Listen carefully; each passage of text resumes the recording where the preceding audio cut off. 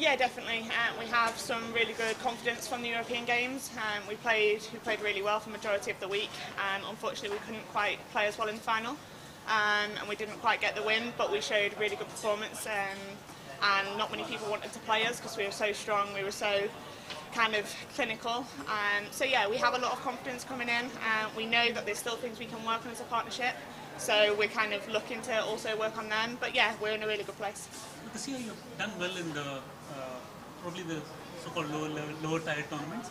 What do you need to do to really make an impact like that? I think if you look at today's match, it was the consistency. We did a lot of good stuff in there, but we did it in patches, and then we'd maybe give away 3 or 4 quite easy points.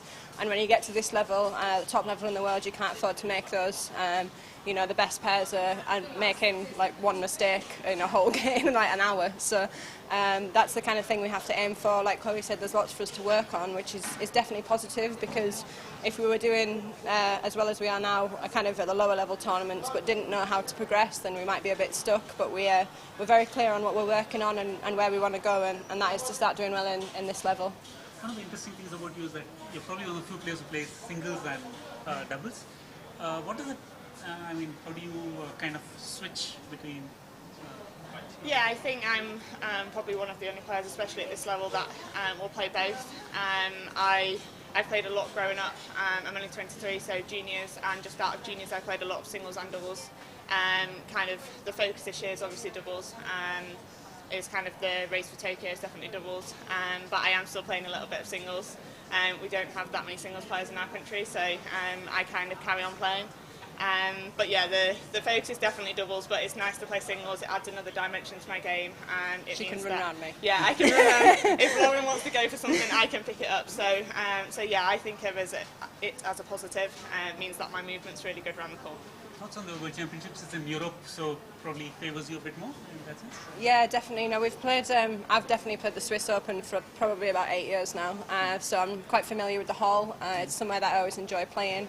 And they've recently kind of refurbished it, and I think it looks really good. And to take the kind of long haul travelling and the jet lag and things like that out of the equation is always helpful. It should mean our prep can be quite good, and we don't have to spend so long in the country before we start competing. So it is an advantage to have it in Europe, and in qualifying year we'll hopefully put that to some good use. In here, we know that Indonesian people like badminton a lot. Did you feel any fans like ask photo with you or? Yeah, we've had quite a lot of photos and messages on Instagram and things like that, and it's one of my favourite things about being here is the crowd and the people. The atmosphere is absolutely incredible.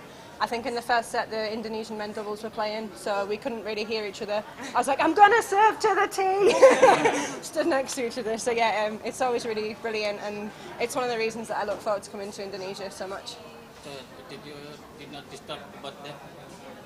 Didn't disturb. No, I think obviously it's great to play in front of a big crowd. In Europe we don't get it so much, so it's really nice to come to Asia when the fans are just so into badminton. They love badminton. It's not always, obviously they cheer lots for the Indonesians, but it's not always just for their players. They're also cheering for everyone, and I think it just makes a great atmosphere. It's also a completely different experience for us compared to some of the tournaments we used to play where there's maybe 20 people in the hall. So I think that's really good, and it's really nice to have that atmosphere because we hope to be playing in some big games and some big championships, and that's when the crowd is really there. So it kind of puts us in good stead playing in here. Yeah. Do you taste Indonesian food?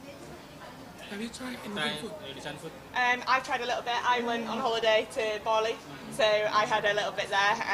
Obviously when we're playing we kind of stick to what we know, but once, especially when I was on holiday, I tried a lot of Indonesian food, and it was very, very nice. And the people are always really nice. You can ask questions and stuff like that. Any favorite food?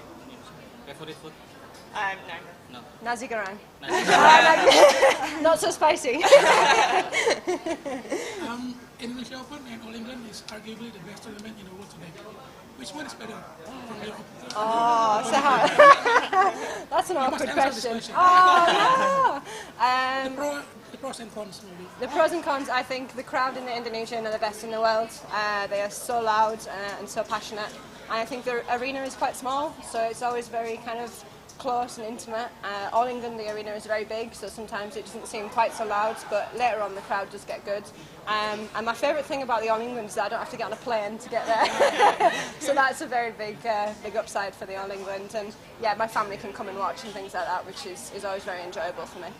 For All England, can you the ranking of 1 to 10 All England and Indonesian Open? Which is the best? Red. Oh, both are the best. Both are 10 out of 10. Okay. Thank you.